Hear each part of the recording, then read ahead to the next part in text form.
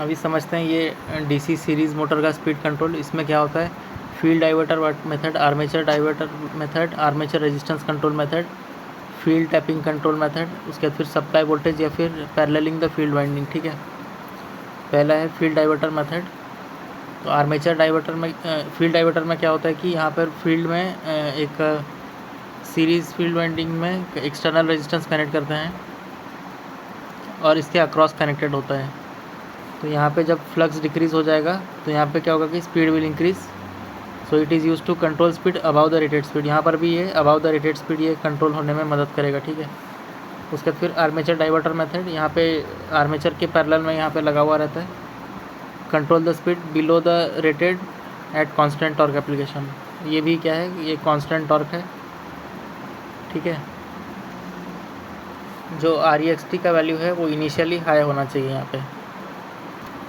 उसके बाद यहाँ पे आता है आर्मेचर रेजिस्टेंस कंट्रोल मेथड। ठीक है, इसमें क्या होता है कि एक सीरीज़ में रेजिस्टेंस जोड़ देते हैं, connect the external resistance in series with the armature. ठीक है, तो ये अगर बढ़ेगा तो भी कम हो जाएगा और इससे क्या होगा कि स्पीड भी कम हो जाएगा। ठीक है, तो ये बिलो द रेटेड स्पीड में ये यूज़ करते हैं। तो अगर ये हम ज़्यादा बढ़ा देंगे ताकि ये V के इक्वल हो जाए तो इसमें क्या होगा कि मोटर जो होगा वो स्टॉल हो जाएगा। ठीक है, so N will be equal to 0। Stalling current का फॉर्मूला ये है। ठीक है, I is equal to V/RA + RAC + REXT। Due to high power loss we will use additional cooling system, so this is not preferred. तो armature resistance control prefer नहीं करते हैं। उसके बाद है ये फील्ड टैपिंग कंट्रोल। इसमें क्या करते हैं कि टैपिंग प्रोवाइड करते हैं on the field winding by changing the number of turns we can change the flux. इसको बोलते हैं, इसको यूज़ करते हैं control the speed below the rated speed. तो इसको यूज़ करते हैं हम लोग control the speed below the rated speed, below rated speed. यहाँ पे क्वेश्चन है कि एक क्यूमुलेटिव डीसी मोटर है। ठीक है, तो इसमें क्या हो रहा है कि अगर हम लोग ये जो सीरीज़ फील्ड है इसको हम लोग शॉर्ट कर दे रहे हैं तो स्पीड क्या होगा। ठीक है, ये पहले 1000 RPM में रन कर रहा है, तो ये अगर शॉर्ट हो गया तो फ्लक्स जो रहेगा ये 0 हो जाएगा, मतलब FAC सीरीज़ वाले का, तो फ्लक्स कम हो जाएगा, नेट फ्लक्स। तो इससे क्या होगा कि स्पीड बढ़ जाएगा, N = EB/5 होता है, तो स्पीड जो रहेगा वो मोर देन 1000 RPM हो जाएगा। एक क्वेश्चन में दिया है कि एक मोटर है 1000 RPM में चल रहा है, अगर हम इसको 1200 पे चलाना है, मतलब मोर देन रेटेड स्पीड, तो कौन सा यूज़ करेंगे, फील्ड विकनिंग मेथड। इसके बाद यहाँ पर है series and parallel operation of DC series motor. ठीक है, यहाँ पे 2 आइडेंटिकल डीसी सीरीज़ मोटर है, ऐसे सीरीज़ में लगा हुआ है। ठीक है, तो हमको पता है कि सीरीज़ में लगा है तो वोल्टेज जो रहेगा वो दोनों के अक्रॉस में V/2 हो जाएगा। ठीक है, N = EB/5 होता है। ठीक है, तो EB क्या होगा यहाँ पे, V/2 हो जाएगा, क्योंकि एक एक मोटर के अक्रॉस स्पीड ऑफ 1 मोटर यहाँ दिया हुआ है, तो V/2 हो जाएगा। तो speed is proportional to V/2I हो जाएगा, IA1, क्योंकि यहाँ पे करंट तो सेम ही है यहाँ पे सीरीज़ में है। तो उसके बाद फिर पैरेलल कनेक्शन में क्या होगा कि करंट जो है वो दोनों में अलग अलग होगा। ठीक है, तो स्पीड ऑफ मोटर 1 मोटर क्या होगा यहाँ पे, NP = EB/IA। यहाँ पे IA क्या होगा, IA/2 हो जाएगा। ठीक है, तो ये क्या होगा, NP is proportional to 2V/IA। ठीक है, ये दोनों का स्पीड का ये है। सीरीज़ में क्या होगा कि करंट 2 नीचे आ जाएगा, पैरेलल में क्या होगा कि 2 ऊपर आ जाएगा। यहाँ पे अगर हम लोग रेशियो निकालेंगे NP/NS, वो क्या हो जाएगा, NP/NS 4 हो जाएगा यहाँ पे। ठीक है, फिर टॉर्क का रेशियो रहता है, torque is proportional to IA का होल स्क्वायर। ठीक है, तो torque is proportional to IA का स्क्वायर है, तो TP/TS लेंगे। ठीक है, पैरेलल में क्या होता है कि करंट जो है वो डिवाइड हो जाएगा 2 से, तो नीचे में 2 आ जाएगा 4, और सीरीज़ में तो करंट सेम होता है तो ऊपर 1 रह जाएगा। रेशियो ऑफ आर्मेचर करंट अगर लेंगे, ठीक है, तो हमको पता है कि पैरेलल में क्या होता है, करंट ये हो जाएगा 1/2 हो जाएगा, तो यहाँ पे 1/2 हो जाएगा। बेसिक रेजिस्टर का आइडिया लेके इसको हम लोग सॉल्व कर सकते हैं। क्या अभी देखते हैं ब्रेकिंग ऑफ डीसी मोटर। ठीक है, इसमें है types of braking and mechanical braking, तो ये हम नहीं करते हैं क्योंकि huge amount of heat will produce. ठीक है, इलेक्ट्रिकल ब्रेकिंग क्या है, प्लगिंग है, डायनामिक ब्रेकिंग, रियोस्टैटिक या फिर रीजनरेटिव है। पहले देखते हैं प्लगिंग को।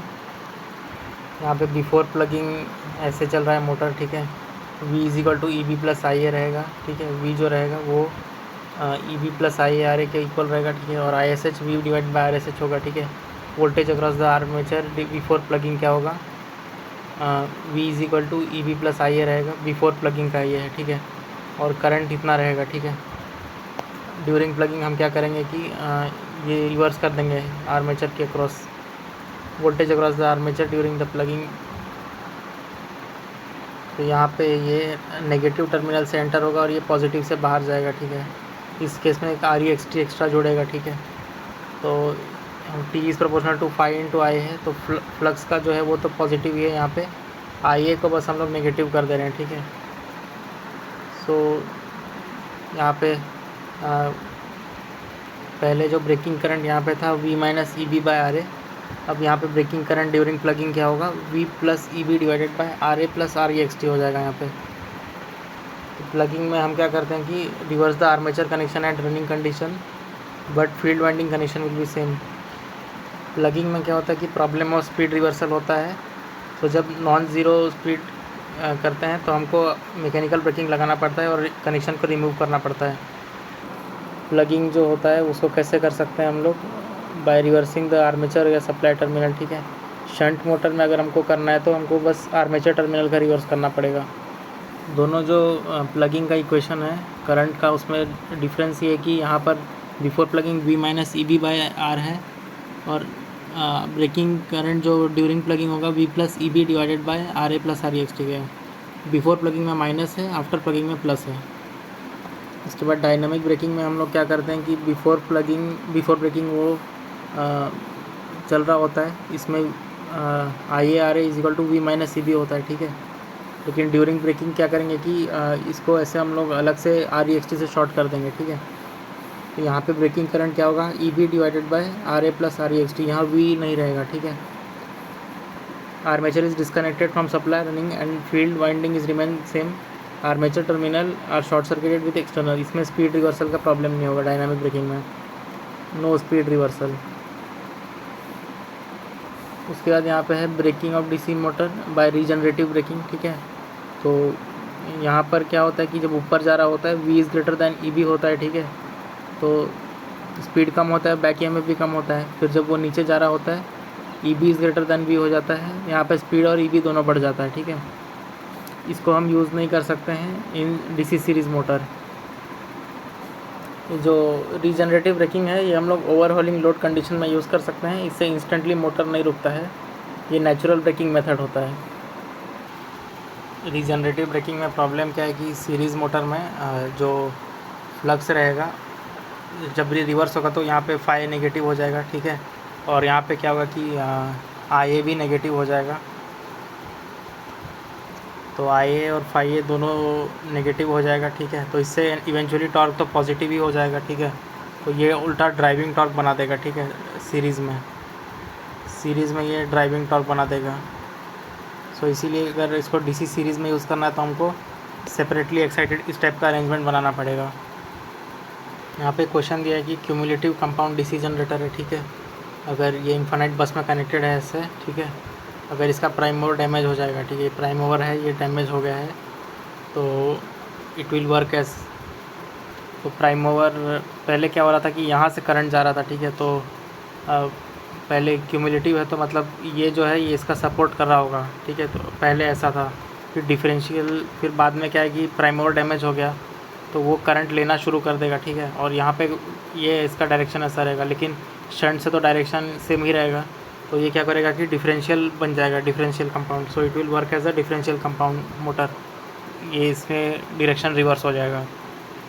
और क्या होगा कि जो मोटर है वो रोटेट करेगा in the direction of the generator, ठीक है, वो एंटी क्लॉकवाइज हो जाएगा।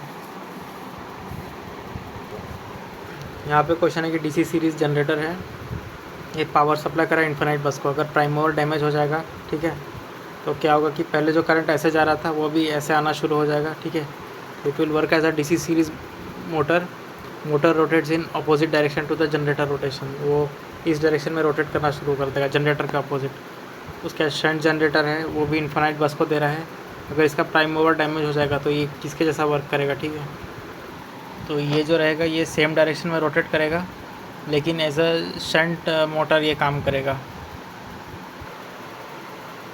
उसके बाद क्वेश्चन है कि यहाँ पे अगर एक ओवर कंपाउंड DC जनरेटर है, वो सप्लाई पावर कर रहा है इन्फिनाइट बस को, उसका अगर प्राइमरी डैमेज होगा तो वो क्या होगा। तो ओवर कंपाउंड है मतलब कि 5AC is greater than 5SH है, ठीक है। ओवर कंपाउंड कैसे होगा, तो अगर ये रिवर्स डायरेक्शन में हो गया तो यहाँ पे ये एक नेगेटिव हो जाएगा 5AC, ठीक है। तो ये डिफरेंशियल कंपाउंड जनरेटर होगा और ये अपोजिट टू जनरेटर रोटेट करेगा, ठीक है। उसके फिर स्टार्टिंग ऑफ डीसी मोटर देखते हैं। स्टार्टिंग में क्या होता है कि स्पीड 0 होता है और EB इज इक्वल टू 0 होता है। तो I is equal to V minus EB by RA। तो EB यहाँ पे 0 हो गया, ठीक है। तो IA is equal to V by RA हो जाएगा। तो स्टार्टिंग में क्या होगा कि huge amount of current will flow, so the armature. तो लिमिट करने के लिए इसके हम लोग स्टार्टर यूज़ करते हैं। इसका स्टार्टर का टाइप होता है 3 पॉइंट, 4 पॉइंट और 2 पॉइंट। 2 पॉइंट जो होता है वो सिर्फ सीरीज़ में यूज़ करते हैं, ठीक है। और 3 और 4 पॉइंट हम लोग शंट और कंपाउंड में यूज़ करते हैं।